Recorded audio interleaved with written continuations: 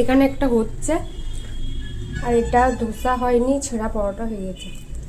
আর এখান থেকে আমি কড়াই থেকে খেয়ে নিচ্ছি, তখন একটু সময় নেই। আর একটু রোদে বসে খাই, তারপর যাবো। আজকে অনেকদিন পর রোদ উঠলো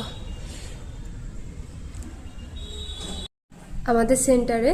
আমাদের একটা স্টুডেন্ট আমাকে এই চকলেট দুটো গিফট করেছে, তাই আমি আর খাবো না। আমি চকলেট খেতে ভালোবাসি, কিন্তু সময়ের ওপর নির্ভর করে সেটা।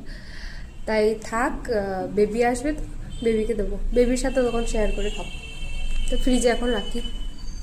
আমাদের যিনি রান্নার দিদি আছেন, ওনাকে বলেছিলাম এক তরকারি ভাত করে দিতে, যেন দুপুর আর রাতে আমার দুবেলায় হয়ে যায়। বাড়িতে তো লোক নেই, তো শুধু শুধু বেশি তরকারি করে নষ্ট হবে, আমি আর কতই খাবো একা। রাত 10:30 বাজছে, আর আমি এখনই ঘুম থেকে উঠলাম, তো কিছুই প্যাকিং করা হয়নি। তো এটা পরে যাব কালকে, এটাই কলকাতাও পরে যাব, এটা আবার ফেরার দিনেও পরে আসবো। 2 দিন থাকবো, মাঝে কত কি পড়তে পারবো জানি না, তাই অল্প স্বল্পই নিচ্ছি। ব্যান্ডেলে খুবই শীত নাকি তাই বলছে, তাই সোয়েটারও নিচ্ছি 2-3 রকম। দেখি আগে কেমন শীত হয় আদৌ।